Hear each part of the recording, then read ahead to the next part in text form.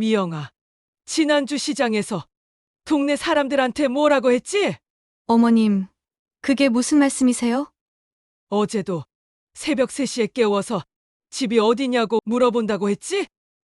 나를 알아보지도 못한다고.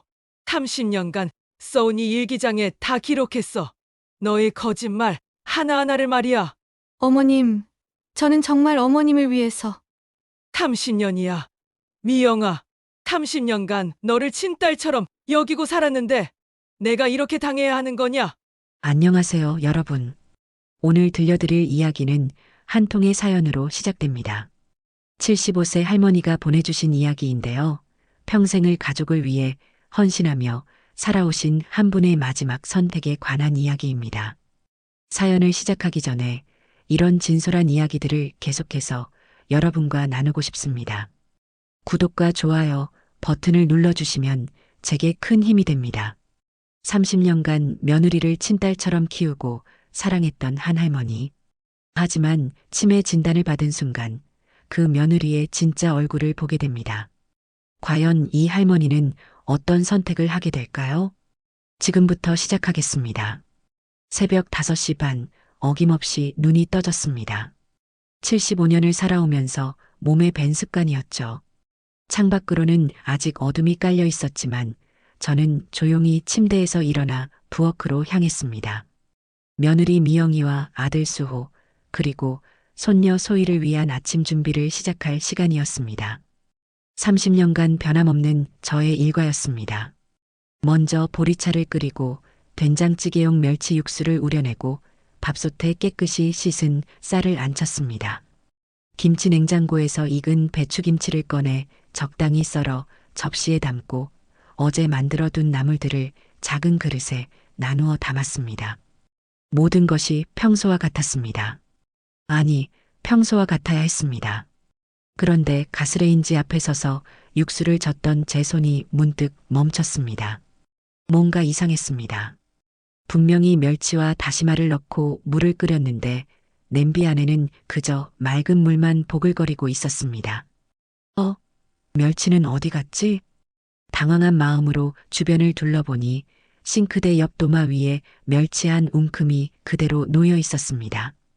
분명히 냄비에 넣었다고 생각했는데 나이가 들면서 깜빡하는 일이 생기는 건가? 별일 아니라고 생각하며 멸치를 냄비에 넣었습니다. 하지만 가슴 한구석에 작은 불안감이 스며들기 시작했습니다. 아침 식사 시간이 되자 가족들이 하나둘 부엌으로 나타났습니다. 제일 먼저 나타난 것은 손녀 소희였습니다. 대학교 1학년인 소희는 아직 어린아이 같은 얼굴로 하품을 하며 식탁에 앉았습니다. 다음으로 며느리 미영이가 나타났습니다. 48세인 미영이는 여전히 단정한 모습이었습니다. 깔끔하게 빗어넘긴 단발머리, 주름 없이 다림질된 잠옷, 그리고 언제나 온화한 미소. 30년 전 수줍은 새댁으로 이 집에 들어왔을 때의 모습이 아직도 기억났습니다. 어머님, 오늘은 일찍 일어나셨네요. 미영이가 자연스럽게 밥그릇을 들어 밥을 퍼주며 말했습니다. 저는 고개를 끄덕이며 된장찌개를 맛보았습니다. 그런데 무언가 이상했습니다. 간이 너무 짰습니다. 내가 소금을 너무 많이 넣었나? 다시 한 숟가락 떠서 맛을 보니 역시 짰습니다. 평생 요리를 해오면서 간을 잘못 맞춘 적이 거의 없었는데 어머님, 찌개가 좀 짜네요. 아들 수호가 물을 한 모금 마시며 말했습니다. 50세인 수호는 성격이 온화해서 불만을 직접적으로 표현하지 않는 편이었는데 그런 아들이 이런 말을 한다는 것은 정말 많이 짰다는 뜻이었습니다. 미안하다. 내가 실수했나 보다. 저는 당황스러운 마음을 감추며 대답했습니다. 하지만 마음 한구석이 불편했습니다. 이런 실수를 할 제가 아니었거든요. 며느리 미영이가 재빨리 찌개 그릇을 가져가며 물을 조금 부어 간을 맞춰주었습니다. 그런 미영이의 모습이 고마우면서도 왠지 모르게 제 자존심이 상하는 기분이었습니다. 그날 오후 평소처럼 시장에 나갔습니다. 소희가 좋아하는 고등어를 사려고 생각하고 집을 나선 길이었습니다. 30년간 다녔던 익숙한 시장이었고 단골 생선가게 아주머니와도 안면이 있는 사이였습니다. 그런데 생선가게 앞에 서자 갑자기 머릿속이 하얗게 비었습니다. 뭘 사러 왔더라? 고등어? 아니면 갈치였나? 아니면 다른 것이었나? 한참을 멍하니 서 있으니 생선가게 아주머니가 걱정스러운 표정으로 다가왔습니다. 어머니, 괜찮으세요? 얼굴이 안 좋아 보이는데. 그제야 정신이 들었습니다. 고등어를 사러 온 것이었습니다. 하지만 그 짧은 순간의 기억 상실이 저를 깊이 불안하게 만들었습니다. 집으로 돌아오는 길에 저는 계속 생각했습니다. 아침에는 육수용 멸치를 까먹었고 된장찌개 간을 잘못 맞췄고 이제는 시장에서 뭘 사러 왔는지도 잊어버렸습니다. 이런 일들이 단순히 나이가 들어서 생기는 자연스러운 현상일까요?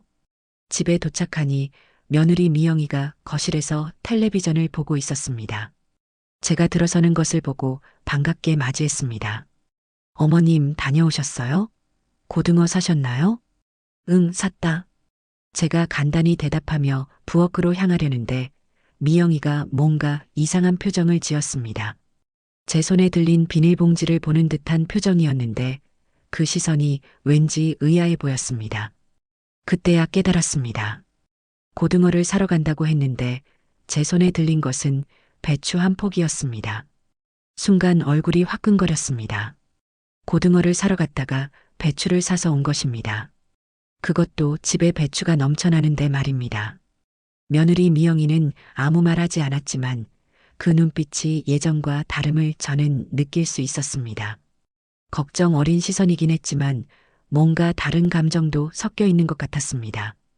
그날 밤 잠자리에서 저는 오늘 하루를 되돌아보았습니다.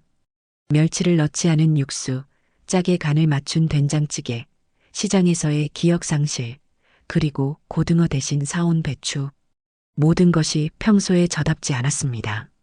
75년을 살아오면서 저는 늘 꼼꼼하고 정확한 사람이었습니다. 집안일에서만큼은 실수를 거의 하지 않았죠. 그런 제가 이런 실수들을 연달아 범한다는 것이 믿어지지 않았습니다. 며칠이 더 지나면서 이상한 일들은 계속되었습니다. 세탁기에 세제를 넣고 돌렸는데 세제통은 그대로 있다던지 냉장고 문을 열고 무엇을 꺼내려 했는지 기억이 안 난다던지 아침에 복용해야 할 고혈압 약을 깜빡한다던지 가장 충격적인 일은 지난주 일요일에 일어났습니다. 교회 예배를 마치고 집에 돌아왔는데 현관 앞에서 열쇠를 아무리 찾아도 없었습니다. 가방을 뒤지고 주머니란 주머니는 다 뒤져봐도 없었습니다. 1시간 넘게 아파트 현관 앞에 서서 열쇠를 찾다가 결국 미영이에게 전화를 걸 수밖에 없었습니다. 어머님, 집에 왜 안 들어와세요? 전화기 너머 미영이의 목소리는 걱정스러워 보였습니다. 열쇠를 못 찾겠다. 어디 뒀는지. 잠깐의 침묵이 흘렀습니다. 그 침묵이 왠지 의미심장하게 느껴졌습니다. 지금 가서 문 열어드릴게요. 20분 후 미영이가 왔을 때 제 얼굴을 유심히 살펴보더니 심각한 표정을 지었습니다. 어머님, 요즘 자주 깜빡하시는 것 같은데 병원에 한번 가보시는 게 어떨까요? 병원이라는 말에 가슴이 철렁 내려앉았습니다. 저도 마음 한구석으로는 불안해하고 있던 부분이었거든요. 혹시 정말 큰 병이 있는 건 아닐까, 치매 같은. 다음 날 오전 미영이가 예약해준 대학병원 신경과에 갔습니다. 대기실에 앉아 차례를 기다리는 동안 저는 미영이를 곁눈질로 바라보았습니다. 30년간 함께 살아온 며느리였지만 그날따라 낯설게 보였습니다. 미영이의 손이 무릎 위에서 미세하게 떨리고 있었습니다. 불안해서 그런 걸까요? 아니면 다른 이유가 있는 걸까요? 진료실에 들어가자 중년의 남자 의사가 친절하게 맞이해 주었습니다. 제 증상에 대해 자세히 묻더니 간단한 인지 검사를 시행했습니다. 오늘이 며칠인지 아시나요? 10월 15일입니다. 현재 대통령 성함은? 순간 머릿속이 하얗게 비었습니다. 분명히 아는 건데 입에서 나오질 않았습니다.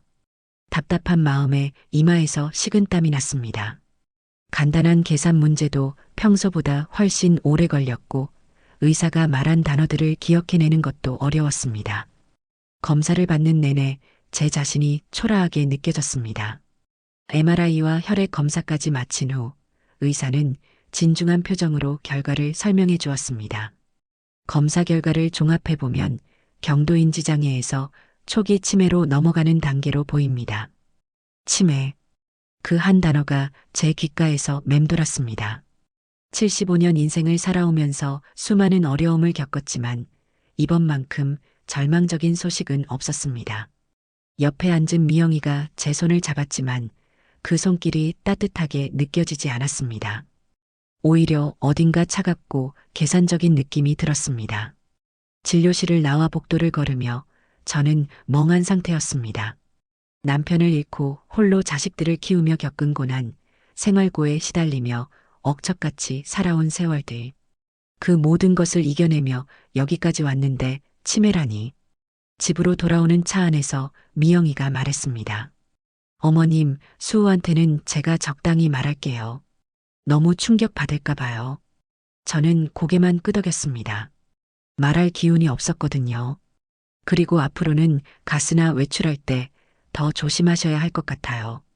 미영이의 목소리에는 분명 걱정이 섞여 있었습니다. 하지만 그 걱정 뒤에 다른 감정도 숨어 있는 것 같았습니다. 마치 기다리던 일이 드디어 시작되었다는 듯한 그런 미묘한 안도감 같은 것이요. 내가 너무 예민하게 생각하는 건 아닐까? 하지만 그 생각을 지울 수가 없었습니다. 그날 밤 잠자리에서 저는 침대 머리맡 서랍을 열었습니다. 그 안에는 30년간 써온 두툼한 일기장이 들어 있었습니다. 표지가 낡아해지고 모서리가 닳아버린 제 인생의 기록이었죠.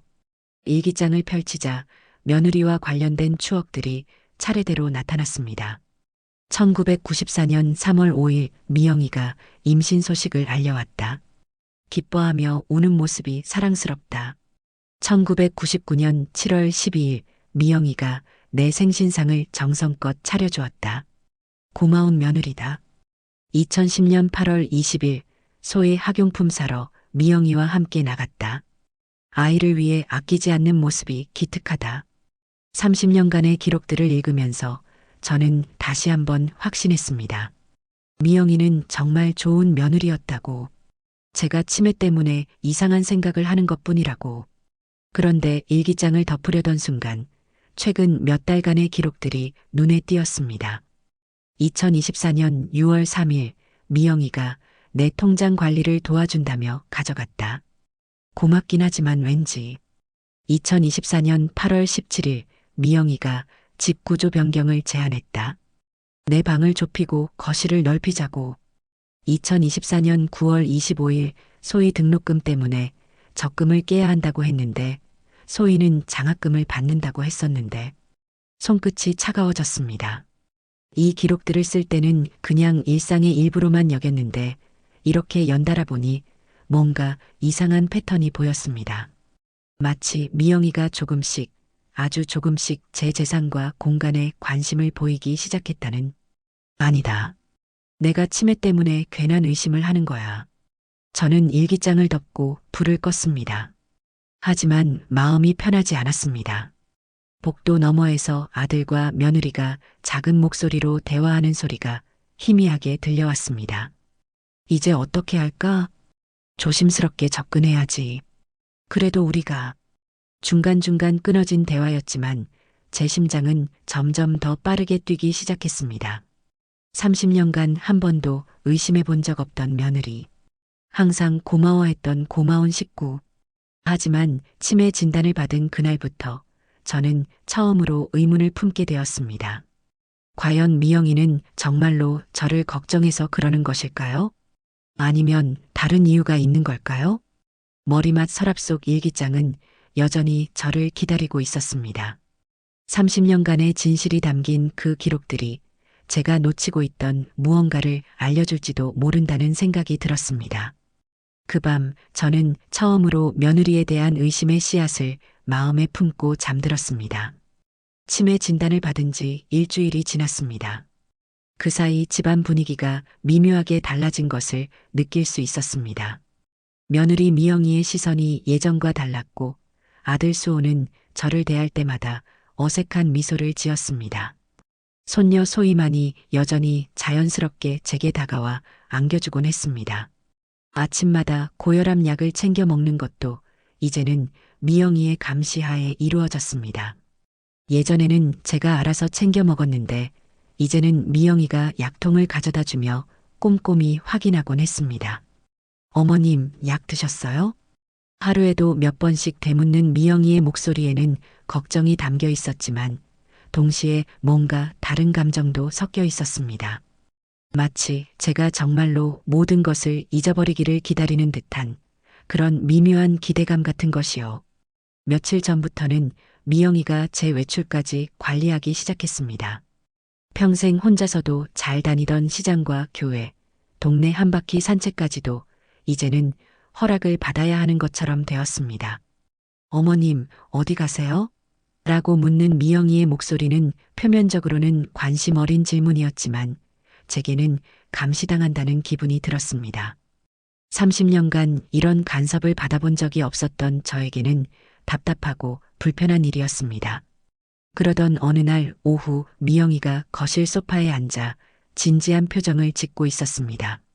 제가 주방에서 설거지를 마치고 나오자 미영이가 저를 부드럽게 불렀습니다. 어머님, 잠깐 앉아서 이야기 좀 해요. 무언가 중요한 이야기가 있다는 듯한 분위기였습니다. 저는 미영이 옆에 조심스럽게 앉았습니다. 30년 전 새댁 시절 시어머니인 저에게 조심스럽게 다가오던 미영이의 모습이 문득 떠올랐습니다. 미영이는 한참 동안 말을 꺼내지 못하고 있었습니다. 손가락으로 치마 자락을 만지작거리는 모습이 무언가 말하기 어려운 이야기를 준비하고 있다는 것을 알 수 있었습니다. 어머님, 요즘 많이 힘드시죠? 미영이의 첫마디는 걱정 어린 위로였습니다. 하지만 그 말 뒤에 숨어 있을 진짜 이야기가 궁금했습니다. 저는 고개를 끄덕였습니다. 실제로 힘들었거든요. 기억이 자꾸 사라지고 평생 자신 있게 해왔던 일들을 실수하게 되고 가족들의 걱정 어린 시선을 받는 것이 부담스러웠습니다. 제가 인터넷으로 알아봤는데요. 어머님 같은 경우에는 전문적인 케어가 필요하다고 하더라고요. 전문적인 케어. 그 말이 제 가슴을 철렁하게 만들었습니다. 설마 미영이가 지금 요양원 이야기를 꺼내려는 건 아닐까요? 미영이는 계속해서 말을 이어갔습니다. 목소리는 여전히 부드러웠지만 그 내용은 점점 더 구체적이고 계획적으로 들렸습니다. 요즘 요양시설들이 정말 좋아졌다고 해요. 의료진도 상주하고 같은 또래분들과 함께 지내시면 외롭지도 않으시고 요양원. 드디어 그 말이 나왔습니다. 제 머릿속이 순간 하얗게 변했습니다. 30년간 함께 살아온 며느리가 제가 치매 진단을 받은 지 일주일 만에 요양원 이야기를 꺼내다니 너무 갑작스러운 일이었습니다. 미영이는 제 표정을 살피며 조심스럽게 말을 계속했습니다. 물론 어머님이 원하지 않으시면 안 되죠. 하지만 한번 견학이라도 가보시는 게 어떨까요? 견학? 마치 이미 모든 계획이 세워져 있다는 듯한 말이었습니다. 저는 말을 할 수가 없었습니다. 목구멍이 막힌 것처럼 답답했습니다. 평생 살아온 이 집을 떠나 요양원에 들어가라는 것인가요? 그것도 치매 진단을 받은 지 겨우 일주일 만에요? 미영이는 제 침묵을 긍정적으로 받아들인 듯 더욱 적극적으로 말을 이어갔습니다. 이미 몇 군데 요양원에 문의까지 해봤다는 이야기도 했습니다. 그 말을 들으면서 저는 소름이 돋았습니다. 언제부터 이런 준비를 해왔던 걸까요? 그날 밤 잠자리에 누워서도 미영이의 말이 귓가에서 맴돌았습니다. 전문적인 케어가 필요하다. 의료진이 상주한다. 같은 또래분들과 함께. 모든 말이 합리적이고 저를 위하는 것처럼 들렸지만 왠지 모르게 불편했습니다. 다음 날 아침 미영이의 행동이 더욱 적극적으로 변했습니다. 아침 식사를 하면서 아들 수호에게도 요양원 이야기를 꺼냈습니다. 여보, 어머님 요양원 견학 한번 가보는 게 어떨까? 아들은 당황한 표정을 지으며 제 눈치를 살폈습니다. 50년을 살아온 아들이지만 이런 상황에서는 여전히 어리둥절한 모습이었습니다. 엄마가 원하시면. 수호의 대답은 미영이에게는 허락으로, 저에게는 외면으로 들렸습니다. 제 아들이지만 이런 중요한 순간에 명확한 입장을 표현하지 못하는 모습이 서운했습니다. 며느리는 그 대답에 만족한 듯 환한 미소를 지었습니다. 그리고 이미 준비해둔 요양원 팸플릿들을 식탁 위에 펼쳐놓았습니다. 화려하게 인쇄된 팸플릿들에는 깨끗한 시설과 웃고 있는 노인들의 모습이 담겨 있었습니다. 하지만 저에게는 그 모든 것이 가짜로 보였습니다. 진짜 웃음이 아닌 연출된 행복처럼 느껴졌습니다. 미영이는 팸플릿을 넘기며 각 요양원의 장점들을 설명해 주었습니다. 마치 이미 다 조사해 둔 것처럼 자세히 알고 있었습니다. 월 이용료까지 정확히 알고 있는 것을 보니 정말로 오래전부터 준비해온 일인 것 같았습니다. 이곳은 의료진이 24시간 상주하고요. 여기는 문화 프로그램이 다양해요. 미영이의 설명을 들으면서 저는 점점 더 불편해졌습니다. 마치 제가 이미 요양원에 들어갈 것을 전제로 하고 있는 것 같았거든요. 오후에 미영이는 한 걸음 더 나아갔습니다. 어머님, 그런데 요양원 비용이 만만치 않아요. 한 달에 200만 원 넘게 들어가는 곳도 있고, 돈 이야기가 나오자 저는 긴장했습니다.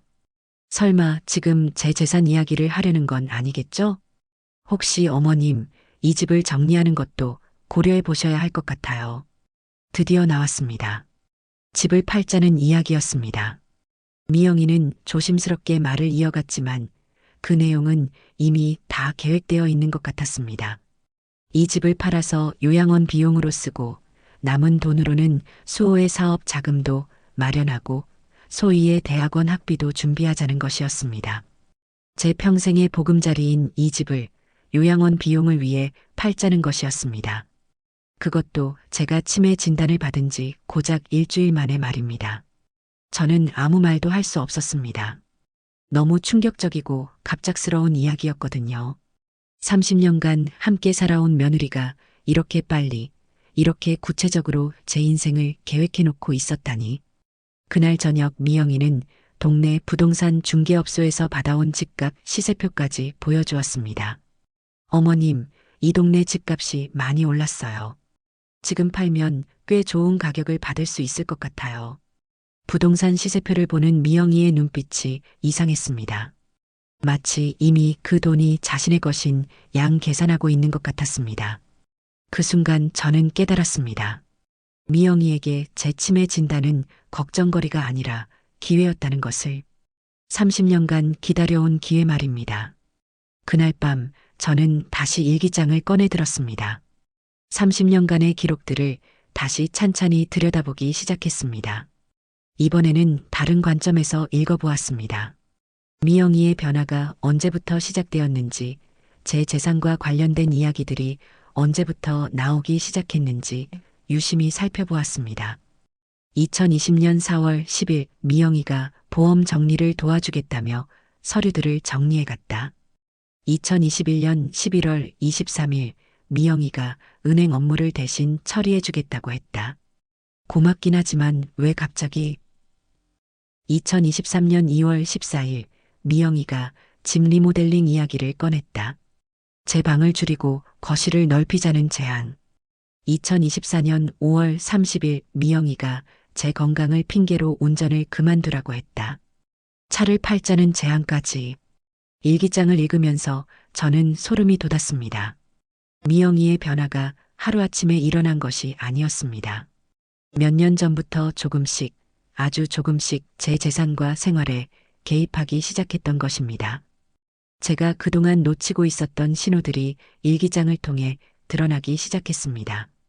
미영이의 관심사가 점점 제 재산 관리로 옮겨가고 있었다는 것, 제 건강과 안전을 핑계로 제 자유를 하나씩 제한해가고 있었다는 것, 그리고 이제 치매 진단이라는 결정적인 기회를 잡은 것입니다. 일기장을 덮으면서 저는 결심했습니다.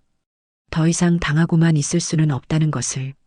30년간 믿고 의지했던 며느리였지만 이제는 제대로 지켜봐야겠다는 것을. 미영이가 정말로 저를 위해서 하는 일인지 아니면 다른 목적이 있는 것인지 확인해야 했습니다. 그 밤 복도 너머에서 또다시 수호와 미영이의 대화 소리가 들려왔습니다. 빨리 진행하는 게 좋을 것 같아. 나중에 더 심해지면. 그래도 엄마 마음도 생각해야지. 지금이 기회야. 어머님이 아직 판단력이 있을 때. 더 이상 듣고 싶지 않아서 귀를 막았지만 이미 충분히 들었습니다. 제 치매 진단이 그들에게는 기회였다는 것을. 30년간 쌓아온 믿음이 하루아침에 무너지는 기분이었습니다. 하지만 동시에 제 안에서 무언가가 깨어나기 시작했습니다. 더 이상 순진한 시어머니로 있을 수는 없겠다는 각오가 생겨났습니다. 이제 저도 제 나름의 계획을 세워야 할 때였습니다. 미영이의 요양원 제안 이후 집안 분위기가 완전히 달라졌습니다. 겉으로는 평상시와 다를 것 없어 보였지만 제 눈에는 모든 것이 다르게 보이기 시작했습니다. 아침 식사 시간에도 미영이는 평소보다 더 세심하게 저를 관찰했습니다. 제가 젓가락을 잡는 손이 조금이라도 떨리지는 않는지, 밥을 입에 넣고 씹다가 멈추지는 않는지, 눈빛이 멍하지는 않은지, 마치 제 치매 증상이 더 심해지기를 기다리는 것 같았습니다. 그런 시선을 받으며 밥을 먹는 것이 얼마나 불편한지 모릅니다. 평생 자연스럽게 해오던 식사조차 이제는 의식하게 되었습니다. 숟가락을 들 때도 물을 마실 때도 혹시 미영이가 어머님이 또 실수하신다고 생각하지는 않을까 신경이 쓰였습니다. 며칠 후 미영이는 요양원 견학을 더욱 구체적으로 제안해 왔습니다. 이미 예약까지 해놓은 상태였다고 했습니다. 제 의사를 묻는 것처럼 보였지만 사실상 이미 다 정해진 일이라는 느낌이었습니다. 어머님, 이번 주 금요일에 견학 가보는 게 어떠세요? 시설도 보시고 상담도 받아보시고. 제가 망설이자 미영이는 더욱 적극적으로 설득했습니다. 일단 보기만 하는 거예요. 마음에 안 들면 안 가시면 되는 거고. 하지만 그 말투에서 저는 이미 결정된 사안을 확인받으려는 의도를 느꼈습니다. 그날 밤 저는 깊이 생각했습니다. 정말로 미영이가 저를 위해서 하는 일일까? 아니면 다른 속셈이 있는 것일까? 30년간 함께 살아온 며느리였지만 이제는 확신할 수 없었습니다. 그때 문득 한 가지 방법이 떠올랐습니다. 미영이의 진짜 마음을 확인할 수 있는 방법 말입니다. 만약 제가 정말로 치매가 심해진다면 미영이는 어떻게 행동할까요? 진심으로 저를 걱정할까요? 아니면 기다렸다는 듯이 서둘러 자신의 계획을 실행에 옮길까요? 위험한 생각이었습니다. 하지만 더 이상 속고 살 수는 없었습니다. 다음 날 아침부터 저는 조금씩 연기를 시작했습니다. 평소보다 더 자주 깜빡하는 척하고 간단한 것들을 헷갈리는 척했습니다. 너무 티가 나면 안 되니까 아주 자연스럽게 점진적으로 말입니다. 아침에 양치질을 하다가 칫솔을 든 채로 멍하니 서 있어 봤습니다. 미영이가 부엌에서 이쪽을 보고 있는 것을 느꼈을 때였습니다. 어머님 괜찮으세요? 라고 묻는 미영이의 목소리에는 걱정보다는 뭔가 다른 감정이 섞여 있었습니다. 마치 기다리던 일이 드디어 시작되었다는 듯한 그런 미묘한 만족감 같은 것이었습니다. 내가 뭐라고 있었지? 제가 일부러 당황한 척하며 말하자 미영이는 재빨리 다가와서 칫솔을 빼앗았습니다. 어머님, 양치질하고 계셨잖아요. 제가 도와드릴게요. 그 순간 미영이의 눈빛에서 저는 확신했습니다. 이 아이는 제가 정말로 치매가 심해지기를 바라고 있다는 것을. 점심시간에는 일부러 밥그릇을 들고 어디에 놓을지 모르겠다는 척 우두커니 서 있어 봤습니다. 미영이는 즉시 달려와서 제 손에서 그릇을 가져갔습니다. 어머님, 식탁에 놓으시면 돼요. 깜빡하셨나 봐요. 미영이의 목소리는 친절했지만 그 표정에서는 뭔가 계산하는 듯한 기색을 엿볼 수 있었습니다. 오후에 미영이가 외출한다고 했습니다. 시장에 간다는 말이었지만 평소와 달리 저에게 함께 가자고 하지 않았습니다.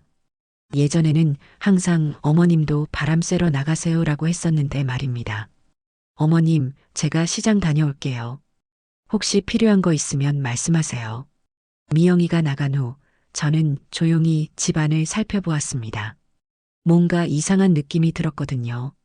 제 방이 미묘하게 달라진 것 같았습니다.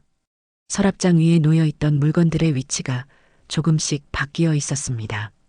화장품통의 각도, 안경집의 위치, 작은 장식품들의 배치. 아주 미세한 변화였지만 저는 느낄 수 있었습니다. 혹시나 해서 침대 밑을 들여다보니 제가 감춰둔 작은 금고의 위치도 미묘하게 달라져 있었습니다. 누군가 이것저것 뒤져봤다는 흔적이었습니다. 등골이 서늘해졌습니다. 미영이가 제가 없는 사이에 제 방을 뒤지고 있었던 것입니다. 제 재산이 얼마나 되는지, 어디에 숨겨놓았는지 찾아보고 있었던 것이죠. 서랍을 하나씩 열어보니 제 직감이 맞았습니다.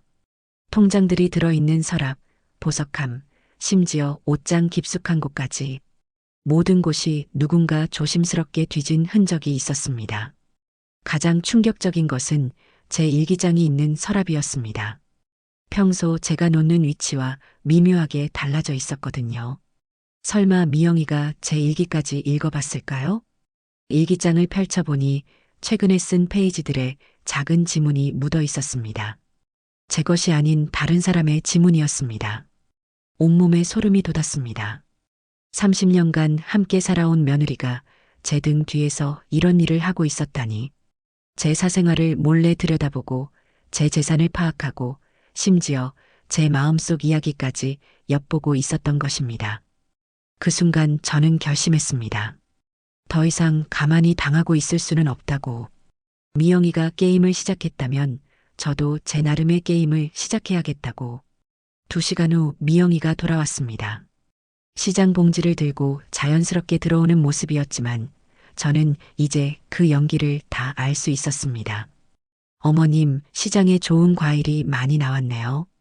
미영이는 평상시와 다름없이 친절한 목소리로 말했지만 제 방에 들어가서 무언가를 확인하고 싶어 하는 기색이 역력했습니다. 저는 일부러 거실 소파에 앉아서 텔레비전을 보는 척했습니다. 미영이가 부엌에서 과일을 정리하는 동안 제 방 쪽을 몇 번이나 힐끗 쳐다보는 것을 놓치지 않았습니다. 그날 저녁부터 저는 본격적으로 계획을 실행에 옮겼습니다.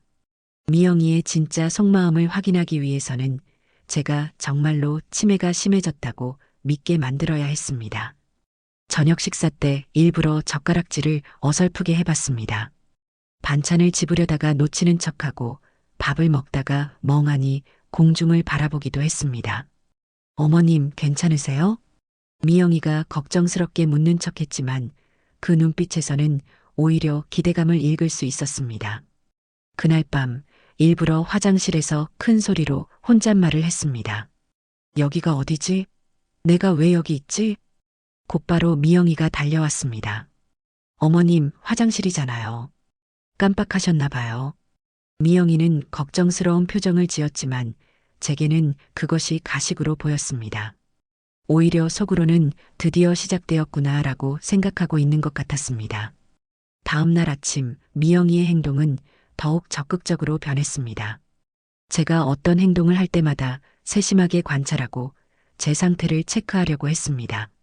어머님, 오늘 컨디션이 어떠세요? 잠은 잘 주무셨어요? 질문 하나하나가 제 치매 증상을 확인하려는 의도로 들렸습니다. 점심 후에 미영이가 또 외출한다고 했습니다. 이번에는 은행 업무를 본다고 했습니다. 하지만 저는 알고 있었습니다. 은행이 아니라 요양원에 가서 입원 수속을 알아보려는 것임을. 미영이가 나간 후 저는 제 방을 더 자세히 살펴봤습니다. 어제보다 더 많은 곳이 뒤져진 흔적이 있었습니다. 특히 제 통장과 도장이 들어있는 서랍은 거의 완전히 뒤져진 상태였습니다. 저는 조용히 미소를 지었습니다. 미영이가 찾고 있는 것들, 제 진짜 재산 목록, 부동산 서류, 비밀 계좌들, 그런 것들은 이 집에 없다는 것을 그 아이는 모르고 있었으니까요. 정말 중요한 것들은 이미 오래전에 은행 대여 금고에 따로 보관해 두었거든요. 집에 있는 것들은 미영이가 발견해도 상관없는 것들 뿐이었습니다. 그날 저녁 미영이가 돌아와서는 요양원 상담을 받았다는 이야기를 했습니다. 어머님, 제가 오늘 상담 받아봤는데 어머님 상태로는 입원이 시급할 것 같다고 하네요. 벌써 상담까지 받았다니. 정말 치밀하고 빠른 진행이었습니다. 다음 주부터라도 입원 준비를 하시는 게 어떨까요? 미영이의 제안은 더 이상 제안이 아니었습니다. 사실상 통보에 가까웠습니다. 저는 고개를 끄덕였습니다. 하지만 속으로는 다른 계획을 세우고 있었습니다. 그날 밤 제 일기장에 새로운 기록을 남겼습니다. 2024년 10월 30일 미영이의 진짜 모습을 확인했다. 30년간 믿고 살았던 며느리가 이런 사람이었다니. 이제 나도 내 나름의 계획을 세워야겠다. 더 이상 당하고만 있을 수는 없다. 미영이가 제 일기를 몰래 읽고 있다는 것을 알고 있었지만 이 내용은 감춰두지 않기로 했습니다. 오히려 미영이가 읽어보고 제가 무력한 할머니라고 안심하게 만들고 싶었거든요. 진짜 계획은 다른 곳에 따로 기록해두기로 했습니다. 그 밤부터 저는 이중 생활을 시작했습니다. 겉으로는 점점 치매가 심해지는 할머니, 속으로는 며느리의 모든 행동을 관찰하고 기록하는 수사관. 30년간 쌓아온 신뢰가 무너진 자리에 새로운 각오가 싹트기 시작했습니다. 이제 진짜 게임이 시작되는 것입니다. 치매 연기를 시작한 지 사흘이 지났습니다. 미영이는 점점 더 적극적으로 제 상태를 확인하려 했고 아들 수호는 여전히 어쩔 줄 모르는 표정으로 저와 아내 사이에서 눈치만 보고 있었습니다. 하지만 이 모든 변화 속에서 유일하게 예전과 다름없이 저에게 다가오는 사람이 있었습니다. 바로 손녀 소희였습니다. 20살의 소희는 대학교 1학년이지만 아직 어린아이 같은 순수함을 간직하고 있었습니다. 다른 가족들이 저를 조심스럽게 대하거나 관찰하려 할 때도 소희만은 여전히 자연스럽게 제게 다가와 안겨주고 손을 잡아주곤 했습니다. 그런 소희의 모습이 고마우면서도 한편으로는 걱정스러웠습니다. 혹시 제 연기 때문에 이 순수한 아이마저 속이게 되는 것은 아닐까 하는 마음이 들었거든요. 며칠 전부터 소희가 제 행동을 유심히 지켜보고 있다는 느낌이 들었습니다. 제가 일부러 멍한 표정을 지을 때나 젓가락질을 서툴게 할 때 소희의 시선이 저에게 머물러 있는 것을 느꼈습니다. 다른 가족들과는 다른 종류의 관찰이었습니다. 미영이의 시선이 계산적이고 확인하려는 의도가 담겨 있었다면 소희의 시선은 순수한 걱정과 의문으로 가득했습니다. 그러던 어느 날 오후 미영이와 수호가 함께 외출한 사이 집에는 저와 소희만 남게 되었습니다. 소희는 평소처럼 제 방으로 와서 제 침대 옆에 앉았습니다. 할머니, 요즘 많이 힘드시죠? 소희의 목소리에는 진짜 걱정이 담겨 있었습니다. 미영이의 가식적인 걱정과는 완전히 다른 진심 어린 마음이 느껴졌습니다. 저는 잠시 망설였습니다. 이 순수한 아이에게까지 거짓말을 해야 하는 걸까요? 하지만 아직은 조심스러웠습니다. 혹시 소희가 무심코 부모에게 제 진짜 상태를 말할 수도 있었거든요. 할머니가 자꾸 깜빡깜빡해서 미안하구나. 제가 연기조로 대답하자 소희는 더욱 진지한 표정을 지었습니다. 그리고 한참 동안 저를 바라보더니 조심스럽게 입을 열었습니다. 할머니, 근데 가끔 할머니 눈빛이 예전처럼 똘똘해 보일 때가 있어요. 그 말에 제 심장이 철렁 내려앉았습니다. 설마 소희가 제 연기를 눈치챈 걸까요? 소희는 계속해서 말했습니다. 엄마는 할머니가 많이 아프시다고 하는데 저는 할머니가 그냥 뭔가 생각이 많으신 것 같아요. 정말 예리한 아이였습니다. 20년밖에 살지 않았지만 어른들의 거짓된 모습들을 꿰뚫어보는 직감이 있었습니다. 저는 더 이상 이 아이를 속일 수 없다는 생각이 들었습니다. 30년간 미영이에게 속아왔던 것처럼 이 순수한 손녀마저 속이고 싶지는 않았습니다. 오랜 침묵 끝에 저는 결심했습니다. 소희에게만은 진실을 말하기로. 방문을 조심스럽게 확인한 후 저는 소희의 손을 잡고 작은 목소리로 말했습니다. 소희야, 할머니가 너에게만 말해주고 싶은 이야기가 있는데 절대 다른 사람에게는 말하면 안 된다. 소희의 눈이 커졌습니다. 뭔가 중요한 이야기가 나올 것이라는 것을 직감한 듯 했습니다. 그렇게 저는 소희에게 모든 것을 털어놓기 시작했습니다. 미영이가 제 치매 진단 이후 어떻게 변했는지, 요양원과 집 매각 이야기를 얼마나 빨리 꺼냈는지, 그리고 제 방을 몰래 뒤지고 있다는 사실까지. 소희는 말없이 제 이야기를 들었습니다. 때로는 놀란 표정을 짓기도 하고, 때로는 화가 난 듯 입술을 꽉 다물기도 했습니다. 그래서 할머니가 지금 일부러 더 아픈 척하고 계시는 거예요? 맞다. 엄마가 정말로 할머니를 걱정해서 그러는 건지 아니면 다른 속셈이 있는 건지 확인하고 싶어서. 소희는 한참 동안 생각에 잠겼습니다. 그러더니 갑자기 제 손을 꽉 잡으며 말했습니다. 할머니, 제가 도와드릴게요. 그 한마디에 제 마음이 뭉클해졌습니다. 30년간 믿었던 며느리에게는 배신당했지만 20년밖에 살지 않은 이 아이는 저를 믿고 지지해준다는 것이 얼마나 큰 위로가 되는지 모릅니다. 소희는 생각보다 훨씬 영리했습니다. 제가 미영이의 진짜 모습을 확인하는데 도움이 되는 몇 가지 방법들을 제안하기도 했습니다. 할머니, 제가 엄마 행동을 더 자세히 관찰해 볼게요. 그리고 엄마가 없을 때 할머니 방에 뭔가 흔적이 있는지도 확인해 드릴게요. 소희와 함께 비밀을 공유하게 되니 제 마음이 한결 가벼워졌습니다. 이 차가운 집에서 저만의 편이 생긴 것 같았거든요. 그날부터 소희와 저는 은밀한 동맹이 되었습니다. 겉으로는 여전히 할머니를 걱정하는 손녀와 치매에 걸린 할머니였지만 실제로는 미영이의 행동을 관찰하고 기록하는 공동 수사팀이었습니다. 소희는 정말 세심했습니다. 미영이가 제 방에 들어갔다 나온 후 어떤 물건의 위치가 바뀌었는지, 미영이가 전화 통화를 할 때 어떤 내용을 이야기하는지, 심지어 미영이가 컴퓨터로 무엇을 검색하는지까지 은밀하게 파악해서 저에게 보고해 주었습니다. 며칠 후 소희가 충격적인 정보를 가져왔습니다. 할머니, 엄마가 어젯밤에 아빠랑 통화하면서 이번 달 안에 할머니를 요양원에 보내야 한다고 했어요. 그리고 집은 다음 달부터 매물로 내놓자고 했다고요. 벌써 구체적인 일정까지 정해놓고 있었다니. 정말 치밀하고 빠른 진행이었습니다. 그런데 더 이상한 건 엄마가 할머니 통장 잔고를 인터넷 뱅킹으로 확인하고 있더라고요. 제 통장을 인터넷 뱅킹으로 확인한다는 것은 제 비밀번호를 알고 있다는 뜻이었습니다. 언제 제 비밀번호를 알아낸 걸까요? 그때 문득 생각이 났습니다. 몇 달 전 미영이가 제 은행 업무를 도와주겠다며 함께 은행에 간 적이 있었습니다. 그때 비밀번호를 옆에서 봤었나 봅니다. 소희의 정보 수집은 계속되었습니다. 미영이가 부동산 중개업소와 몇 번이나 통화했다는 것, 요양원 입원 절차에 필요한 서류들을 미리 준비하고 있다는 것, 심지어 제가 없는 사이 제 옷장까지 뒤져서 입원 시 가져갈 옷들을 골라놓았다는 것까지 모든 것이 이미 결정된 일처럼 진행되고 있었습니다. 제 의견이나 동의는 중요하지 않았습니다. 그저 형식적인 절차일 뿐이었죠.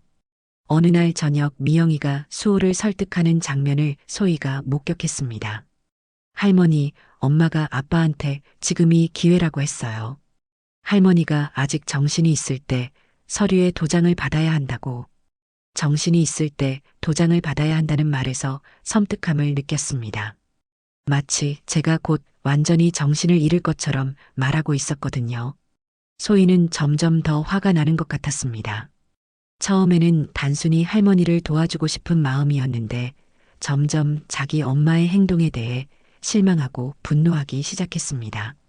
할머니, 저는 엄마가 이런 사람인 줄 몰랐어요. 어떻게 할머니한테 이럴 수가 있어요? 순수한 소희에게는 너무 충격적인 일이었을 겁니다. 평생 존경하고 사랑했던 엄마가 사실은 이런 계산적이고 이기적인 사람이었다는 것을 알게 된 것이니까요. 저는 소희를 달래며 말했습니다. 소희야, 사람은 원래 복잡한 거란다. 엄마도 나름대로는 가족을 위한다고 생각하고 있을 거야. 하지만 속으로는 저도 분노하고 있었습니다. 30년간 정성껏 키워준 며느리가 이제 와서 저를 짐짝 취급하고 있다니. 그 무렵 소희가 또 다른 중요한 정보를 가져왔습니다. 할머니, 엄마가 오늘 법무사 사무실에 전화했어요. 할머니 이름으로 된 부동산을 처분하는 절차에 대해 문의했더라고요. 법무사까지 동원해서 제 재산 처분을 준비하고 있었던 것입니다. 정말 치밀하고 체계적인 계획이었습니다. 그날 밤 소희와 저는 오랫동안 대화를 나누었습니다. 앞으로 어떻게 대응할 것인지, 미영이의 계획을 어떻게 저지할 것인지에 대해서요. 할머니, 이제 어떻게 하실 거예요? 소희의 질문에 저는 잠시 생각했습니다. 지금까지는 단순히 미영이의 진심을 확인하는 수준이었다면, 이제는 더 적극적으로 대응해야 할 때가 온 것 같았습니다. 소희야, 할머니가 생각이 있어. 하지만 좀 더 기다려보자. 엄마가 어디까지 갈지 끝까지 지켜본 다음에 결정하마. 소희는 걱정스러운 표정을 지었습니다. 하지만 너무 늦으면 정말로 요양원에 가셔야 할 수도 있어요. 괜찮다. 할머니를 믿어라. 그리고 소희야, 정말 고맙다. 너 같은 손녀가 있어서 할머니는 참 다행이야. 그날 밤 소희가 자신의 방으로 돌아간 후 저는 새로운 다짐을 했습니다. 이제 더 이상 혼자가 아니었습니다. 제 편에 서서 함께 싸워줄 동맹이 생겼습니다. 비록 20살밖에 안 된 어린 손녀였지만 그 누구보다 진실하고 용감한 아이였습니다. 30년간 쌓아온 가족의 신뢰가 무너지는 상황에서 가장 어린 가족 구성원이 제게 희망을 주고 있었습니다. 이제 진짜 반격을 준비할 때가 왔습니다. 미영이는 아마 꿈에도 모를 겁니다. 자신이 무시하고 있는 늙은 시어머니가 사실은 모든 것을 알고 있고 더 나아가 자신만의 계획을 세우고 있다는 것을요. 소희와 동맹을 맺은 지 일주일이 지났습니다. 그 사이 미영이의 행동은 더욱 대담해졌습니다. 이제는 제 앞에서도 대놓고 요양원 입원 준비를 하고 있었습니다. 더 충격적인 것은 미영이가 동네 사람들과 친구들에게 자신을 헌신적인 며느리로 포장하기 시작했다는 것이었습니다. 소희가 전해준 정보에 따르면 미영이는 마트에서 동네 아주머니들을 만날 때마다 제 이야기를 꺼내며 자신이 얼마나 고생하고 있는지 호소하고 있었습니다. 그날 오후 저는 직접 그 현장을 목격하게 되었습니다. 미영이가 시장에 간다고 하자 저도 바람을 쐬러 나가겠다고 했습니다. 미영이는 처음에 말리려 했지만 제가 고집을 부리자 어쩔 수 없이 허락했습니다. 대신 멀리 가지 말고 아파트 단지 안에서만 산책하라고 당부했습니다. 미영이가 시장으로 간 후 저는 조용히 뒤를 따라갔습니다. 30년간 다녔던 시장이라 어디서 누구를 만날지 대충 예상할 수 있었거든요. 과연 미영이는 단골 야채가게 앞에서 동네 아주머니 몇 명과 대화를 나누고 있었습니다. 저는 멀리서 들리지 않게 몸을 숨기고 그들의 대화를 들어봤습니다. 아이고, 미영이 씨 고생이 많으시네요. 어머님 치매가 심해지셔서 정말 힘들어요. 밤에도 몇 번씩 깨우시고 가스불도 자주 켜놓으시고. 미영이의 목소리에는 깊은 한숨과 피로감이 섞여 있었습니다. 마치 정말로 저 때문에 고생하고 있다는 듯이 말입니다. 30년간 모셔왔는데 이제 정말 한계예요. 요양원에 모시는 것도 고려하고 있어요. 그럼 그렇게 하셔야죠. 미영이 씨가 쓰러지면 안 되잖아요. 동네 아주머니들은 미영이를 위로하며 요양원 입원을 적극 지지했습니다. 모든 사람이 미영이를 헌신적이고 희생적인 며느리로 보고 있었습니다. 그때 미영이가 더욱 구체적인 거짓말을 늘어놓기 시작했습니다. 어제도 새벽 3시에 깨우셔서 집이 어디냐고 물으시더라고요. 30년 살아온 집인데 제가 그런 적이 없었습니다. 새벽에 잠에서 깬 적도 없었고 집이 어디냐고 물어본 적도 없었습니다. 완전히 지어낸 이야기였습니다. 그리고 요즘에는 저를 알아보지도 못하세요. 당신이 누구냐고 물으실 때마다 가슴이 미어져요. 이것도 거짓말이었습니다. 저는 미영이를 완벽하게 알아보고 있었고 그런 질문을 한 적도 없었습니다. 정말 안타깝네요.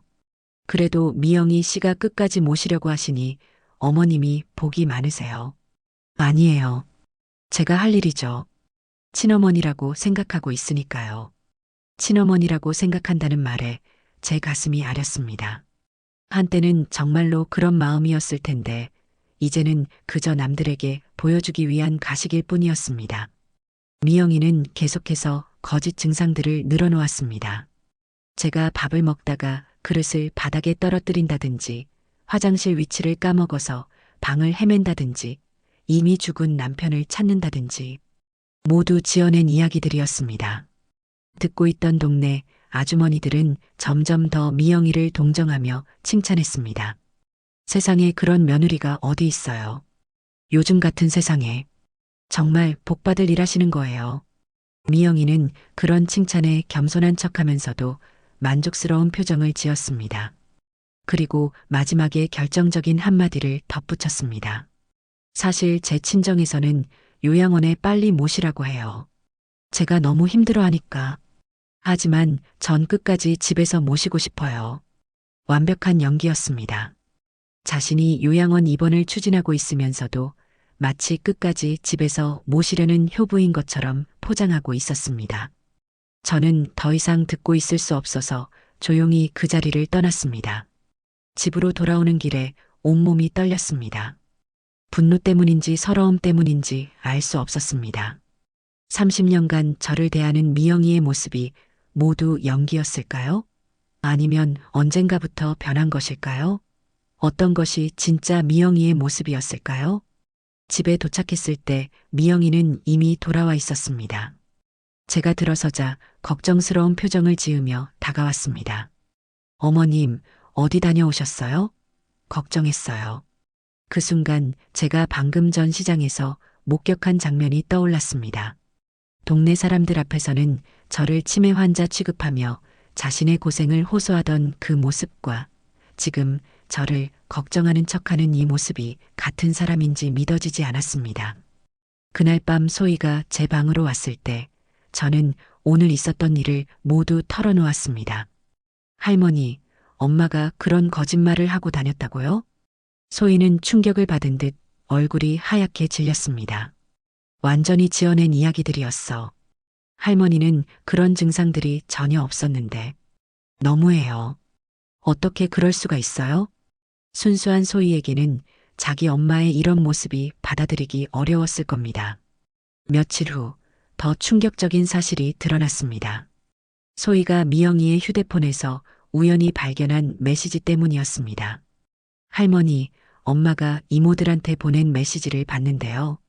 소희는 걱정스러운 표정으로 제게 휴대폰 화면을 보여주었습니다. 언니, 어머님 상태가 정말 심각해. 어제는 나를 알아보지도 못하더라. 이제 정말 한계야. 요양원 알아보고 있어. 집도 팔아야 할 것 같아. 요양원 비용이 만만치 않거든. 수호는 아직 망설이고 있지만 어쩔 수 없는 선택이야. 30년간 정성껏 모셨는데 이제 내가 쓰러질 것 같아. 우리 가족들 이해해줘. 미영이는 친정 식구들에게까지 거짓말을 하고 있었습니다. 그리고 자신의 계획을 정당화하기 위해 제 상태를 과장해서 알리고 있었습니다. 가장 충격적인 것은 마지막 메시지였습니다. 사실 몇 년 전부터 이런 날이 올 걸 예상하고 준비해왔어. 어머님 재산 정리도 미리 알아봤고 지금이 적기인 것 같아. 몇 년 전부터 준비해왔다는 말에 온몸에 소름이 돋았습니다. 제 치매 진단은 미영이에게 기다렸던 기회였던 것입니다. 그날 밤 저는 오랫동안 잠들지 못했습니다. 30년간의 기억들이 주마등처럼 스쳐 지나갔습니다. 미영이가 처음 이 집에 왔을 때 수줍게 인사하던 모습, 첫 아이를 가졌을 때 기뻐하며 제게 먼저 알려주던 모습, 소희를 낳고 제게 육아를 맡기며 어머님이 키우시는 게 최고예요라고 했던 모습, 그 모든 것들이 진심이었을까요? 아니면 처음부터 계산된 연기였을까요? 아니면 언젠가부터 변한 것일까요? 언제부터 미영이는 저를 진짜 가족이 아닌 부담으로 여기기 시작했을까요? 생각해보니 변화의 조짐들이 있었습니다. 남편이 승진하면서 경제적으로 여유가 생겼을 무렵부터였을까요? 소희가 고등학교에 들어가면서 손이 덜 가게 되었을 때부터였을까요? 정확히 언제부터인지는 모르겠지만 어느 순간부터 미영이의 시선에서 따뜻함이 사라지기 시작했습니다. 대신 계산하는 듯한, 평가하는 듯한 시선으로 저를 보기 시작했습니다. 제가 가진 재산, 제가 차지하고 있는 공간, 제가 미영이에게 주는 부담, 그런 것들을 저울질하기 시작했던 것 같습니다. 그리고 제 치매 진단은 그런 미영이에게 완벽한 명분을 제공해 주었습니다. 이제 더 이상 죄책감 없이 저를 처리할 수 있게 된 것이죠. 다음 날 아침 미영이는 평상시보다 더 적극적으로 저를 돌보는 척 했습니다. 하지만 이제 그 모든 행동이 연기로 보였습니다. 아침 식사를 차려주면서도, 약을 챙겨주면서도, 저를 부축해주면서도 모든 것이 남들에게 보여주기 위한 퍼포먼스처럼 느껴졌습니다. 그날 오후 미영이가 또 다른 충격적인 말을 꺼냈습니다. 어머님, 내일 요양원 견학 가기로 했어요. 더 이상 미룰 수가 없어요. 이미 정해진 일을 통보하는 말투였습니다. 그리고 다음 주부터는 부동산 중개업소에서 집 매물 사진 찍으러 온대요. 집 매각도 이미 진행 중이었습니다. 그 순간 저는 깨달았습니다. 더 이상 수동적으로 당하고만 있을 수는 없다는 것을, 30년간의 관계가 이렇게 끝나는 것을 그냥 지켜볼 수는 없다는 것을요. 미영이가 계획한 시나리오대로 요양원에 들어가서 쓸쓸히 생을 마감할 수는 없었습니다. 그날 밤 저는 소희에게 말했습니다. 소희야, 할머니가 이제 행동에 나설 때가 온 것 같다. 소희의 눈이 반짝였습니다. 할머니, 뭘 하실 거예요? 아직 구체적으로 정하지는 않았지만 엄마가 30년간 할머니를 어떻게 생각해 왔는지 모든 사람들이 알게 해줄 거야. 30년간 쌓인 배신감과 분노가 제 안에서 폭발 직전의 화산처럼 끓어오르고 있었습니다. 이제 진짜 전쟁이 시작될 때였습니다. 미영이가 요양원 견학을 강행하겠다고 선언한 다음 날, 집안 분위기는 완전히 달라졌습니다. 마치 전쟁터를 방불케 하는 긴장감이 감돌았습니다. 아침부터 미영이는 마치 작전을 수행하는 군인처럼 체계적으로 움직였습니다. 제 옷가지를 정리하고 요양원에서 요구하는 서류들을 챙기고 심지어 제가 가져갈 게임 물품까지 미리 선별해 놓았습니다. 30년간 제가 아끼던 물건들을 미영이가 무심히 분류하는 모습을 보며 가슴이 미어졌습니다. 이건 요양원에 가져갈 거고, 이건 버릴 거고, 이건 보관할 거예요 라며 제 인생의 흔적들을 마치 쓰레기 분류하듯 나누어 놓았습니다. 가장 충격적인 것은 제 결혼 반지까지 분실될 위험이 있으니까 집에 보관해 두자며 빼앗으려 한 것이었습니다. 50년간 한 번도 빼본 적 없던 반지를, 죽은 남편과의 마지막 연결고리를 그렇게 쉽게 떼어내려 하다니. 어머님, 요양원에서는 귀중품 분실 위험이 있어요. 미영이의 말은 합리적으로 들렸지만 저에게는 마지막 자존심마저 빼앗으려는 시도로 느껴졌습니다.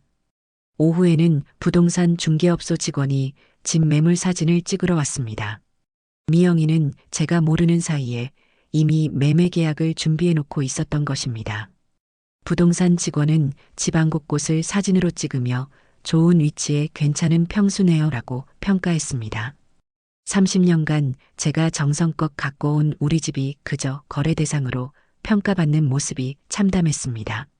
제 방까지 사진을 찍으려 하자 저는 더 이상 참을 수 없었습니다. 이 방은 아직 제가 쓰고 있습니다. 어머님, 곧 요양원에 가실 거잖아요. 미리 정리해 두는 게 좋아요. 미영이는 제 앞에서도 이미 정해진 일인 양 말했습니다. 제 동의나 의견은 중요하지 않았습니다. 그날 저녁 소희가 학교에서 돌아와 집안 상황을 보고는 충격을 받았습니다. 거실 한쪽에 쌓여 있는 제 짐들, 벽에 붙어 있는 부동산 매물 안내지, 그리고 요양원 입원 안내서까지. 엄마, 이게 다 뭐예요? 소희가 당황해서 묻자 미영이는 태연하게 대답했습니다. 할머니 요양원 준비하는 거야. 내일 견학 가기로 했어. 할머니 의견은 들어봤어요? 소희의 날카로운 질문에 미영이는 잠시 당황했습니다. 당연히 들어봤지. 할머니도 동의하셨어. 저는 그런 적이 없었습니다. 동의한 적도 의견을 물어본 적도 없었습니다. 모든 것이 일방적으로 진행되고 있었을 뿐이었습니다. 그날 밤 소희가 제 방으로 와서 조용히 물었습니다.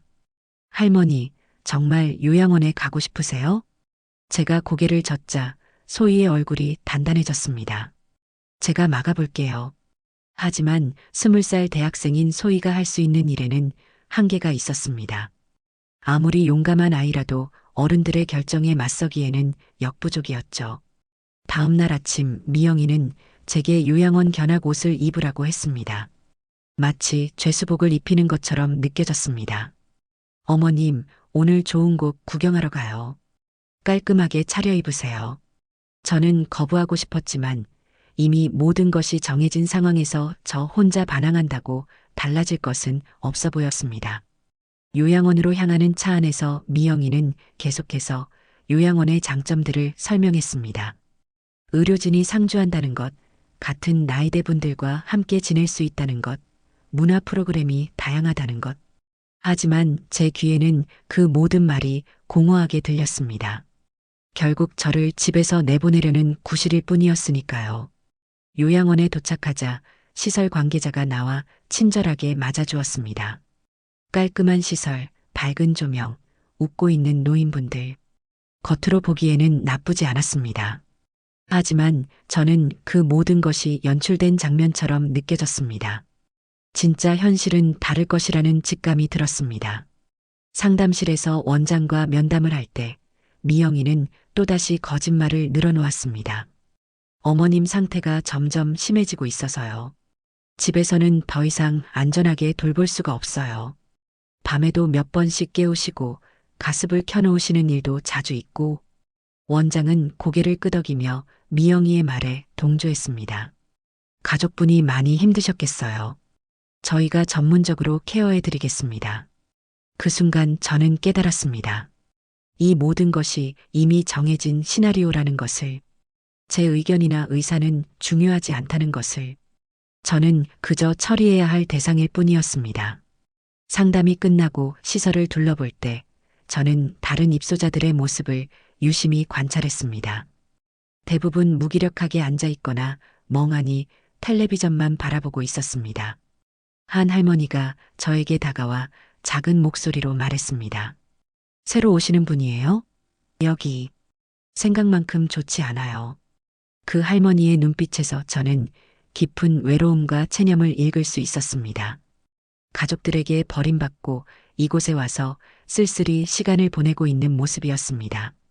요양원에서 나와 집으로 돌아오는 길에 미영이는 만족스러운 표정을 지었습니다. 어머님 어떠세요? 시설도 깨끗하고 좋지 않았어요? 저는 대답하지 않았습니다. 무엇을 말해도 소용없을 것 같았거든요.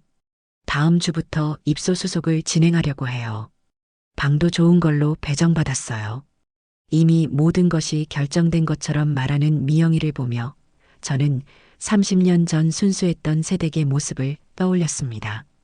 그 아이가 어쩌다 이렇게 차갑고 계산적인 사람이 되었을까요? 집에 도착했을 때 충격적인 광경이 기다리고 있었습니다. 거실 곳곳에 박스들이 쌓여 있었고 제 방 앞 물건들이 대부분 정리되어 있었습니다. 누가 내 방을 이렇게 정리했어요? 수호가 도와줬어요. 어차피 정리해야 할 일이니까 미리 해둔 거예요. 아들까지 가담해서 제 물건들을 정리했다니. 마치 제가 이미 죽은 사람이라도 되는 것처럼 제 인생의 흔적들을 지우고 있었습니다. 가장 화가 난 것은 제 일기장까지 박스에 들어가 있었다는 것이었습니다. 30년간의 기록, 제 인생의 증거였던 일기장을 함부로 다뤄도 된다고 생각한 것일까요? 일기장은 왜 정리했어요? 어머님, 요양원에 가시면 필요 없잖아요. 집에 보관해 둘게요. 제 기록을 제가 볼 수 없게 만들려는 것이었습니다. 혹시 일기장에 자신들에게 불리한 내용이 있을까봐 미리 차단하려는 것일까요? 그날 저녁 가족회의라는 명목으로 거실에 모였습니다. 하지만 그것은 회의가 아니라 통보에 가까웠습니다. 미영이가 주도하고 수호가 동조하는 형식으로 진행되었습니다. 소희만이 유일하게 반대 의견을 표했습니다. 아빠, 할머니 의견도 제대로 안 들어보고 이럴 순 없잖아요. 소희야, 어른들이 결정하는 일이야. 넌 신경 쓰지 마. 수호는 여전히 갈등을 회피하려고만 했습니다. 자신의 어머니 문제인데도 결정권을 아내에게 완전히 넘겨버린 것처럼 보였습니다. 할머니는 어떻게 생각하세요? 소희가 제게 직접 물었을 때 모든 시선이 저에게 집중되었습니다. 저는 오랫동안 침묵했습니다. 무엇을 말해도 이미 정해진 결과를 바꿀 수는 없을 것 같았습니다. 30년간 쌓아온 관계가 이렇게 일방적으로 끝나게 될 줄은 꿈에도 몰랐습니다. 할머니 말씀 안 하시는 걸 보니 동의하시는 것 같네요. 미영이는 제 침묵을 자신에게 유리하게 해석했습니다. 그 순간 저는 폭발할 뻔했습니다. 30년간 참고 참았던 모든 감정이 목구멍까지 올라왔습니다. 하지만 간신히 참았습니다. 아직 때가 아니었습니다. 그날 밤 모든 가족이 잠든 후 저는 조용히 박스에서 일기장을 꺼냈습니다. 30년간의 기록을 다시 한번 천천히 읽어보았습니다. 미영이가 처음 이 집에 왔던 날의 기록부터 시작해서 소희를 낳던 날, 가족여행을 갔던 날, 명절을 함께 보냈던 날들. 모든 기억이 생생했습니다. 그런데 이제 그 모든 기억들이 의문스러워졌습니다. 정말로 행복했던 순간들이었을까요? 아니면 미영이에게는 그저 의무적으로 해야 하는 일들이었을까요? 일기장 마지막 페이지에 저는 새로운 글을 써내려갔습니다. 2024년 11월 5일, 오늘 요양원 견학을 다녀왔다. 미영이는 모든 것을 이미 정해놓고 있었다. 내 인생 75년이 이렇게 끝나는 것인가? 30년간 믿고 의지했던 가족들이 나를 이렇게 처리해버리려 한다. 더 이상 참을 수 없다. 이제 정말로 행동에 나서야 할 때가 온 것 같다. 글을 쓰고 나니 마음이 조금 정리되었습니다. 이제 더 이상 물러날 곳이 없었습니다. 미영이가 저를 끝까지 몰아붙이겠다면 저도 제 나름의 방법으로 끝까지 맞서겠습니다. 30년간 쌓아온 모든 것이 무너져가고 있었지만 저는 아직 포기하지 않았습니다. 마지막까지 싸워보겠습니다. 제 존엄성을 지키기 위해서라도요. 요양원 입소일이 이틀 앞으로 다가왔습니다. 미영이는 마지막 준비에 여념이 없었고 집안은 이미 제가 없는 것처럼 정리되어 있었습니다. 그날 아침 저는 평소보다 일찍 일어나 30년간 써온 일기장을 꺼내들었습니다. 두툼한 일기장을 가슴에 꼭 안고 있노라니 지난 세월이 주마등처럼 스쳐 지나갔습니다. 미영이가 처음 이 집 문턱을 넘던 날 수줍게 어머님이라고 부르던 그 목소리. 첫 아이를 가졌을 때 기뻐하며 제게 달려와 안겼던 모습. 소희를 낳고 어머님이 키우시면 좋겠어요라며 맡겼던 그 신뢰. 그 모든 순간들이 정말 진심이었을까요? 아니면 처음부터 계산된 연기였을까요? 오전 10시 미영이가 마지막 정리를 하러 제 방에 들어왔습니다. 더 이상 숨길 것도 참을 것도 없었습니다. 저는 조용히 일어나 일기장을 들고 거실로 향했습니다. 거실에는 소희도 있었고 마침 출근 준비를 하던 수호도 있었습니다. 온 가족이 모인 자리였습니다. 아니, 어쩌면 마지막이 될지도 모를 가족 모임이었습니다. 저는 식탁 위에 30년간 써온 일기장을 조용히 올려놓았습니다. 낡고 해진 표지, 바래고 닳아버린 모서리. 하지만 그 안에는 30년간의 진실이 고스란히 담겨 있었습니다. 내가 30년간 써온 일기장이다. 오늘 너희들에게 읽어주고 싶은 부분이 있어. 제 목소리는 생각보다 차분했습니다. 30년간의 분노와 서러움이 오히려 저를 평정하게 만들어준 것 같았습니다. 미영이의 얼굴이 순간 하얗게 변했습니다. 자신이 몰래 읽었던 그 일기장이라는 것을 알고 있었기 때문일 것입니다. 저는 일기장의 첫 페이지를 폈습니다. 1994년 3월 미영이가 처음 우리 집에 온 날의 기록이었습니다. 새 며느리 미영이가 왔다. 수줍고 착한 아이다. 나를 친어머니처럼 모시겠다며 눈물을 흘리는 모습이 기특하다. 앞으로 이 아이와 좋은 관계를 만들어가고 싶다. 그 기록을 읽는 제 목소리가 떨렸습니다. 한때는 정말로 그런 마음이었습니다. 새로운 며느리를 진심으로 받아들이고 친딸처럼 사랑하고 싶었습니다. 계속해서 읽어 내려갔습니다. 미영이가 임신했을 때의 기록, 소희를 낳았을 때의 기록, 함께 명절상을 차렸던 날의 기록들이. 미영이가 소희를 낳았다. 눈물을 흘리며 어머님이 키워주세요라고 하는 모습에 감동받았다. 이 아이를 친손녀처럼 키워야겠다. 미영이가 내 생일상을 정성껏 차려주었다. 시장에서 비싼 생선까지 사와서 고마웠다. 이런 며느리를 둔 것이 복이다. 거실은 조용했습니다. 모두가 숨을 죽이고 제 목소리에 귀를 기울이고 있었습니다. 30년간의 아름다운 추억들이 하나씩 되살아나고 있었습니다. 하지만 저는 멈추지 않았습니다. 일기장을 넘기며 최근 몇 년간의 기록들을 찾아 읽기 시작했습니다. 2020년 4월, 미영이가 내 보험 서류를 정리해주겠다며 가져갔다. 고맙긴 하지만 왜 갑자기 관심을 보이는지 의아하다. 2021년 8월, 미영이가 은행 업무를 대신 보겠다며 비밀번호를 물어봤다. 나이 들면 깜빡할 수 있으니 알아두겠다고 했는데. 2022년 12월, 미영이가 집 리모델링을 제안했다. 내 방을 좁히고 거실을 넓히자고. 손님이 많이 온다는 이유였지만 정작 우리 집에는 손님이 거의 오지 않는다. 미영이의 얼굴이 점점 더 창백해져 갔습니다. 수호는 아내를 바라보며 당황한 표정을 지었습니다.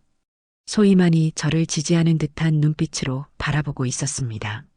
저는 더욱 최근의 기록들로 넘어갔습니다. 치매 진단 이후의 기록들이었습니다. 2024년 10월 치매 진단을 받자마자 미영이가 요양원 이야기를 꺼냈다.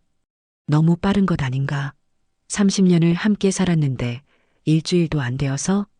2024년 10월 미영이가 내가 없는 사이 내 방을 뒤지고 있다. 서랍의 물건들 위치가 바뀌어 있고 심지어 이 일기장까지 읽어본 흔적이 있다. 2024년 11월 미영이가 시장에서 동네 사람들에게 완전히 지어낸 내 치매 증상들을 이야기하고 있었다. 나를 알아보지 못한다고, 새벽에 깨워서 집이 어디냐고 묻는다고. 모두 거짓말이었다. 이게 무슨 소리예요, 어머니? 미영이가 떨리는 목소리로 항변했습니다. 제가 언제 거짓말을. 저는 일기장을 덮고 미영이를 똑바로 쳐다보았습니다. 30년간 쌓인 모든 감정이 그 시선에 담겨 있었습니다. 미영아, 너는 내가 정말 치매에 걸렸다고 생각하니? 어머님, 의사 선생님이 진단하셨잖아요. 그래, 치매 초기라고 했지. 하지만 너는 내가 더 심해지기를 기다렸어. 아니, 바랐어. 제 말에 미영이는 할 말을 잃었습니다. 저는 계속해서 말했습니다. 30년간 삼켜왔던 모든 말들을 쏟아내기 시작했습니다. 지난 몇 주간 제가 치매 증상을 일부러 연기했다는 것, 미영이의 모든 행동을 관찰하고 기록해왔다는 것, 동네에서 거짓말하는 것을 직접 목격했다는 것, 친정 식구들에게 보낸 메시지를 소희를 통해 알게 되었다는 것. 모든 진실을 털어놓는 동안 거실은 무덤처럼 조용했습니다. 미영이는 점점 더 작아지는 것 같았고 수호는 아무 말도 하지 못한 채 서 있었습니다. 30년이야, 미영아. 30년간 너를 친딸처럼 여기고 살았어. 제 목소리가 떨렸습니다. 소희를 낳았을 때, 내가 어머님이 키워주세요라고 했을 때 나는 정말 기뻤어. 손녀를 키우는 게 아니라 너의 마음을 키우는 거라고 생각했거든. 내가 힘들 때마다 내가 얼마나 걱정했는지 알아? 내 친정 부모님보다 더 애지중지했는지 알아? 미영이의 눈에서 눈물이 흘러내리기 시작했습니다. 하지만 그것이 진심 어린 뉘우침의 눈물인지 들킨 것에 대한 당황의 눈물인지는 알 수 없었습니다. 그런데 너는 언젠가부터 나를 짐으로 여기기 시작했어. 언제부터였을까? 수호가 승진해서 돈에 여유가 생겼을 때부터? 소희가 커서 내 도움이 덜 필요해졌을 때부터? 어머님, 저는 그런 마음이 아니었어요. 그럼 뭐였어? 내 통장을 몰래 확인하고 내 방을 뒤지고 법무사에게 내 재산 처분 절차를 문의하고 이게 다 뭐였어? 미영이는 대답하지 못했습니다. 이미 모든 것이 들통난 상황에서 변명의 여지가 없었습니다. 그때 수호가 처음으로 입을 열었습니다. 엄마, 미영이가 정말 그런 일을 했나요? 아들조차 믿지 못하겠다는 표정이었습니다. 30년간 함께 살았으면서도 아내의 진짜 모습을 몰랐던 것일까요? 수호야, 너도 알고 있었잖아. 지난주에 가족회의라고 했지만 실제로는 이미 다 정해진 일을 통보한 거였어. 내 의견은 중요하지 않았어. 수호는 아무 말도 할 수 없었습니다. 자신도 아내의 계획에 동조했었기 때문입니다. 소희가 울먹이며 말했습니다. 엄마, 어떻게 이럴 수 있어요? 할머니가 얼마나 엄마를 아껴주셨는데. 하지만 미영이는 여전히 자신을 정당화하려 했습니다. 어머님, 저는 정말 어머님을 위해서 한 일이에요. 집에서는 안전하지 않으니까, 전문적인 케어가 필요하니까.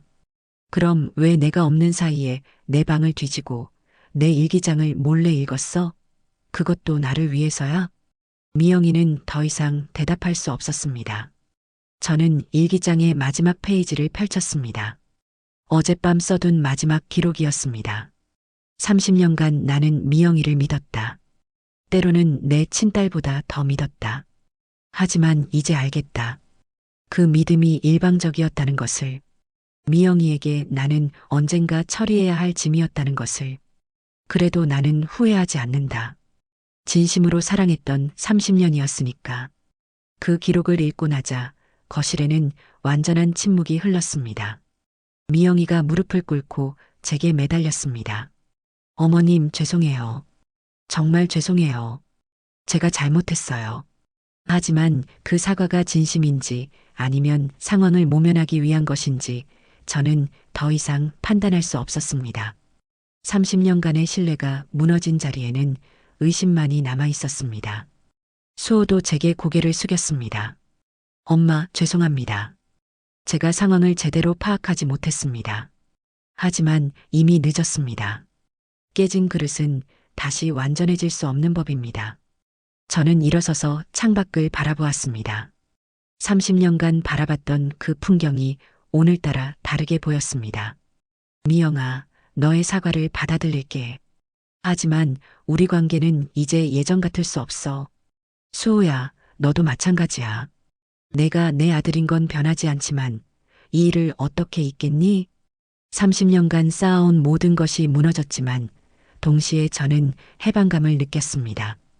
더 이상 속지 않아도 되고 더 이상 일방적으로 사랑하지 않아도 되었으니까요. 그날 오후 저는 요양원 입소를 취소했습니다. 그리고 당분간 혼자 살아보기로 결심했습니다. 진실이 드러난 후에도 상처는 쉽게 아물지 않을 것입니다. 하지만 이제야 정직한 관계를 시작할 수 있을 것 같았습니다. 30년의 일방적 사랑이 끝나고 이제 새로운 시작이 기다리고 있었습니다. 30년의 진실이 모두 드러나고 한 달이 지났습니다. 그 사이 많은 것들이 달라졌습니다. 가장 큰 변화는 저 자신이었습니다. 더 이상 누군가의 눈치를 보며 살지 않게 되었고 제 감정을 숨기지도 않게 되었습니다. 75년 만에 처음으로 온전히 제 자신으로 살아가고 있었습니다. 미영이는 그날 이후 완전히 달라졌습니다. 예전의 가식적인 미소는 사라지고 대신 조심스럽고 어색한 모습으로 저를 대했습니다. 마치 처음 이 집에 온 새댁처럼 말입니다. 매일 아침 제 방문 앞에서 망설이다가 조심스럽게 노크를 하곤 했습니다. 어머님, 아침 드실 거 준비해 드릴까요? 그 목소리에는 예전의 당당함이 사라지고 죄스러움과 불안감만이 남아 있었습니다. 30년간 쌓아온 관계의 무너짐이 그를 이렇게 작게 만들어버린 것 같았습니다. 저는 그런 미영이를 보며 복잡한 감정이 들었습니다. 한편으로는 당연한 대가라는 생각이 들었지만 다른 한편으로는 이 아이도 나름대로 가족을 위한다고 생각했을 것이라는 생각도 들었습니다. 아들 수호는 더욱 어려워했습니다.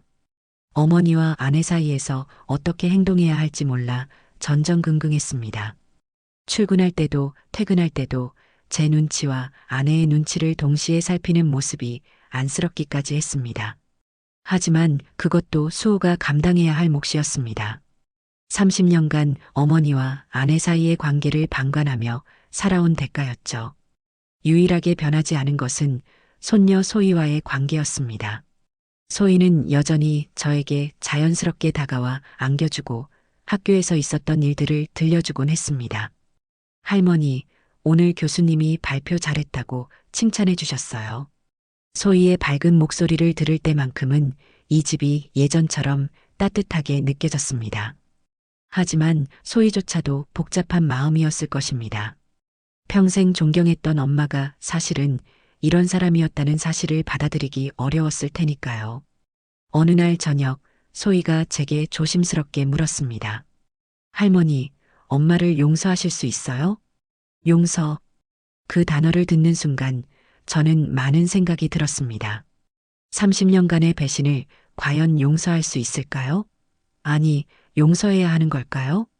저는 한참을 생각한 후 대답했습니다. 소희야, 용서와 있는 것은 다른 거란다.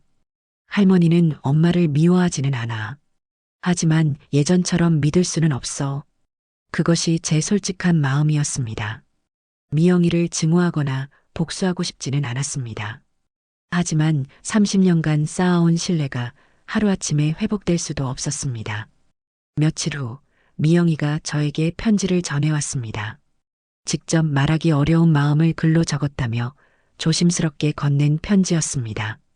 편지에는 그동안 하지 못했던 진심 어린 사과와 뒤늦은 후회가 담겨 있었습니다. 처음에는 정말로 저를 친어머니처럼 생각했었는데 언젠가부터 부담으로 여기게 되었다는 것.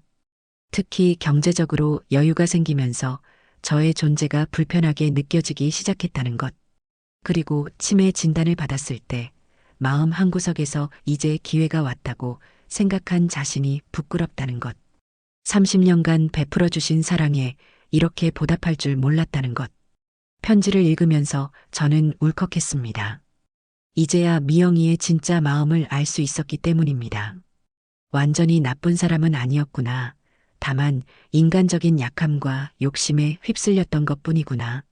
하지만 그렇다고 해서 모든 것이 용서되는 것은 아니었습니다. 상처받은 마음은 쉽게 치유되지 않는 법이니까요.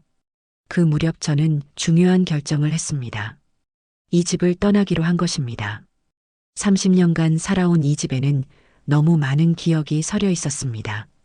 행복했던 기억도 있었지만 최근에 아픈 기억들이 더 큰 비중을 차지하고 있었습니다. 새로 시작하기 위해서는 새로운 환경이 필요했습니다. 시니어 전용 아파트를 알아보기 시작했습니다. 같은 연령대의 사람들과 함께 지내면서도 독립적인 생활을 할 수 있는 곳이었습니다. 의료시설도 갖춰져 있고 다양한 문화 프로그램도 있어서 새로운 삶을 시작하기에 좋아 보였습니다. 제 결정을 들은 가족들의 반응은 제각각이었습니다. 미영이는 처음에는 극구 말렸습니다. 자신 때문에 이런 결정을 하시는 것 같아서 견디기 어렵다며 눈물을 흘렸습니다. 수호도 걱정스럽다며 반대했습니다. 혼자 사시기에는 나이가 많다는 것이 주된 이유였습니다.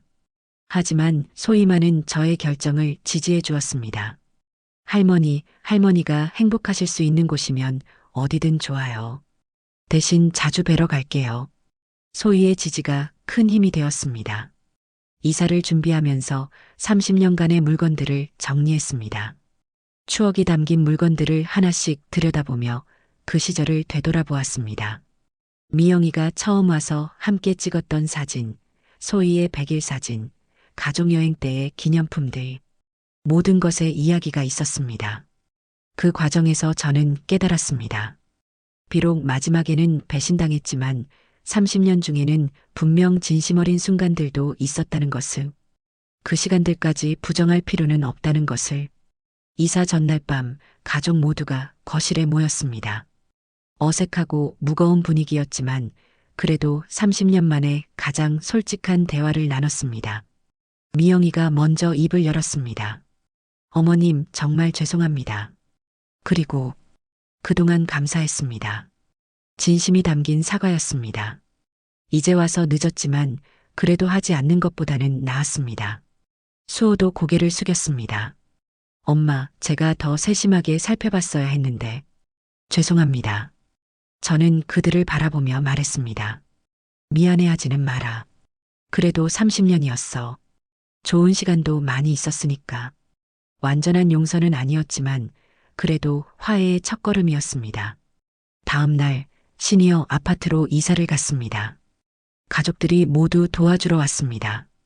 여전히 어색했지만 그래도 함께 짐을 나르고 새 집을 정리하는 모습이 예전에 화목했던 가족 모습을 떠올리게 했습니다. 새 집에 정착한 지 한 달이 지났습니다. 생활이 완전히 달라졌습니다. 매일 아침 요가 수업을 듣고 오후에는 서예 교실에 다니고 저녁에는 같은 아파트에 사는 분들과 담소를 나누며 시간을 보냅니다. 무엇보다 자유로웠습니다. 누군가의 눈치를 보지 않고 제가 하고 싶은 대로 하루를 보낼 수 있다는 것이 이렇게 행복한 일인지 75년 만에 처음 알았습니다.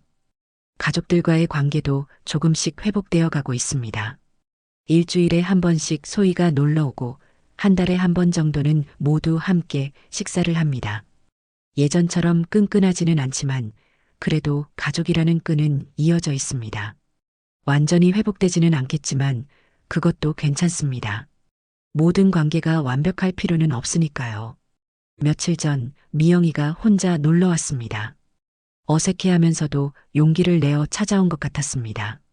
차를 마시며 나눈 대화는 30년 만에 가장 솔직한 대화였습니다.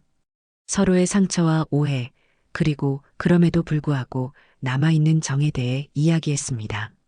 어머님, 저 정말 후회하고 있어요. 나도 알고 있어. 하지만 미영아, 후회한다고 해서 모든 것이 예전처럼 돌아갈 수는 없단다. 네, 알고 있어요. 그래도 조금씩 관계를 회복할 수 있을까요? 저는 잠시 생각한 후 대답했습니다. 시간이 지나면서 보자꾸나. 급하게 생각하지 말고. 완전한 화해는 아니지만 그래도 대화할 수 있게 된 것만으로도 의미가 있었습니다. 오늘 아침 창밖을 바라보며 저는 지난 몇 달을 되돌아보았습니다. 치매 진단을 받고 절망했던 순간 미영이의 배신을 발견했을 때의 충격, 30년의 진실을 모두 털어놓았던 그날의 아픔. 모든 것이 저를 더 강하게 만들어 주었습니다. 75년을 살아오면서 이제야 진짜 제 자신을 찾게 된 것 같습니다. 누군가의 어머니, 누군가의 시어머니가 아닌 김정순이라는 한 사람으로서 말입니다. 물론 아쉬움은 남습니다. 30년간의 관계가 이런 식으로 끝날 줄은 몰랐으니까요. 완전한 용서와 화해를 이루지 못한 것도 아쉽습니다. 하지만 그것도 인생의 한 부분입니다. 모든 관계가 해피엔딩으로 끝날 수는 없는 법이니까요. 중요한 것은 상처받은 채로 머물러 있는 것이 아니라 그 경험을 통해 성장하는 것입니다. 저는 이제 새로운 챕터를 쓰기 시작했습니다. 75세의 나이에 새로운 시작이라니 늦었다고 생각할 수도 있지만 저에게는 진짜 인생의 시작인 것 같습니다. 앞으로 얼마나 더 살 수 있을지는 모르겠지만 남은 시간만큼은 온전히 제 것으로 살아가렵니다. 누구의 눈치도 보지 않고 제가 하고 싶은 일들을 하면서 말입니다. 가끔 소희가 와서 할머니, 행복하세요? 라고 물을 때마다 저는 자신 있게 대답합니다. 그래, 할머니는 지금 행복하단다. 그것이 30년의 아픔을 딛고 찾아낸 저만의 진실입니다. 김정순 할머니의 이야기 어떠셨나요? 30년간 일방적으로 베풀어온 사랑과 그에 대한 배신. 하지만 할머니는 복수 대신 진실을 선택하셨고 마침내 75세의 나이에 진짜 자신만의 삶을 찾으셨습니다. 완전한 용서는 아니지만 대화할 수 있게 된 것, 완전한 화해는 아니지만 새 출발할 수 있게 된 것. 어쩌면 이것이 우리가 현실에서 마주하는 진짜 해답일지도 모릅니다. 이런 진솔한 가족 이야기들 계속 함께 나누고 싶습니다. 저희는 화려하지는 않지만 진실한 이야기, 완벽하지는 않지만 현실적인 이야기들을 다룹니다. 구독과 좋아요로 더 많은 분들과 함께할 수 있도록 도와주세요.